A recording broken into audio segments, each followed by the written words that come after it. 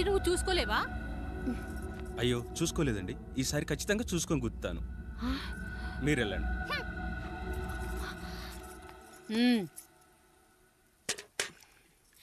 చూడమ్మా, నువ్వు మా కూతురవ్వడానికి ముందే రాయుడు మాకు దేవుడు, ఆయన కుటుంబం మనకు దేవాలయం. వాళ్ళు కొట్టినా తిట్టినా మనం అరవకూడదమ్మా.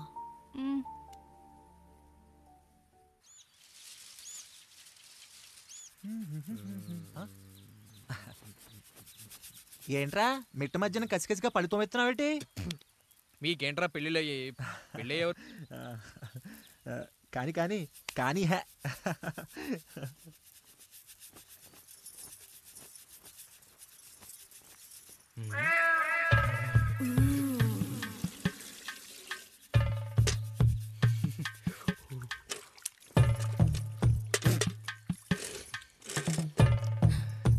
ఏంటండి? నీళ్ళు కావాలి.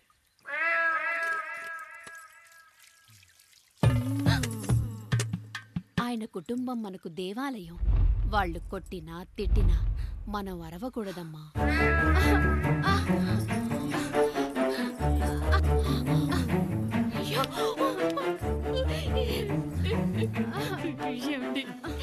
ఏదో ఒకటి చెయ్యండి మీరు.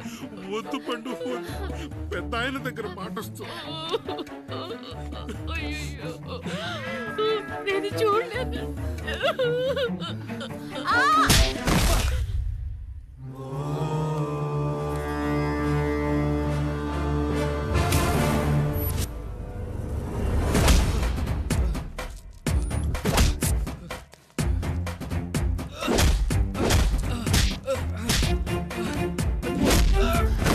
అయ్యో అనియా అనియా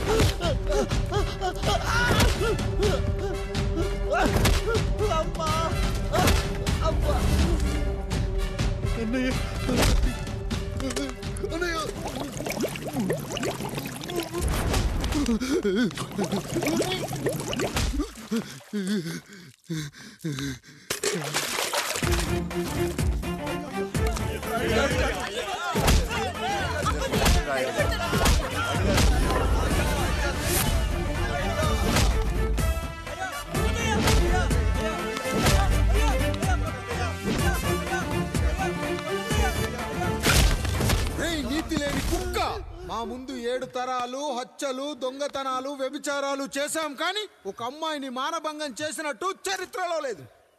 ఈ వంశంలో మొట్టమొదటిసారి ఎవ్వరూ చేయని పని నువ్వు చేసి గొప్పోడివైపోతే మేమంతా చూస్తూ ఊరుకుంటామనుకున్నావా? రేపు పొద్దున వీడిని పంచాయతీకి పిలిచి ఈ రాయుడు తీర్పిచ్చేంత వరకు లక్ష్మి వాడిని ఇంట్లో కూడా రానివ్వకు.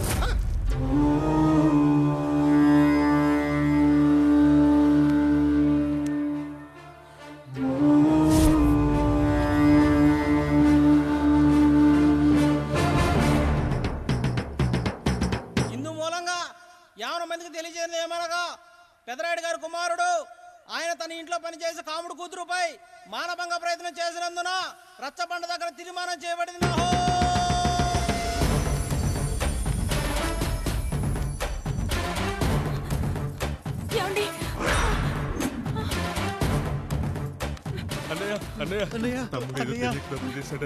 మన కుటుంబ గౌరవం నీ చేతిలో ఉంది, దయచేసి.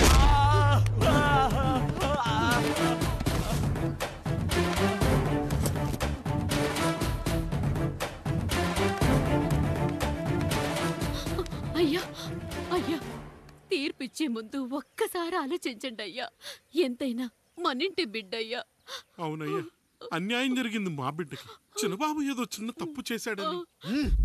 మనుషుల్లో 2 రకాలు, ఒకడు రోడ్డు మీద వెళ్తూ పొరపాటున పేడను తొక్కింది పేడ అని తెలుసుకొని నీటుగా వెళ్లి కడుక్కుంటాడు, వాడు ఉత్తముడు.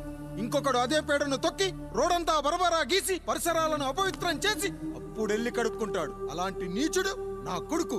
నేను మూడో రకం. తొక్కింది పేడ అని తెలిసి కూడా దాని వేలుతో తీసుకొని ముక్కుతో వాసన చూసి ఆ దుర్వాసనను భరించి కడగాల్సింది చెప్పు కాదు, కడగాల్సింది పేడ అని తీర్పిచ్చేవాడే ఈ రాయుడు.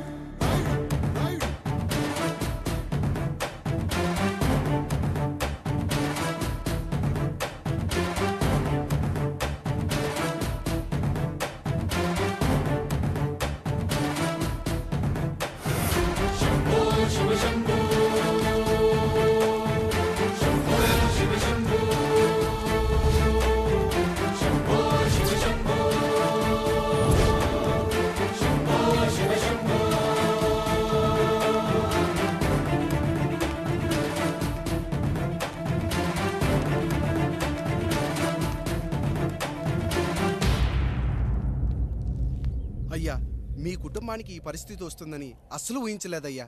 పచ్చటి పుచ్చకాయలో పుచ్చుంటుందేమో గాని పచ్చని మీ సంసారంలో ఇలా మీ తమ్ముడు గారు. కొన్ని తరాలుగా మా వంశం ఈ ఊరిని పరిపాలిస్తుంది.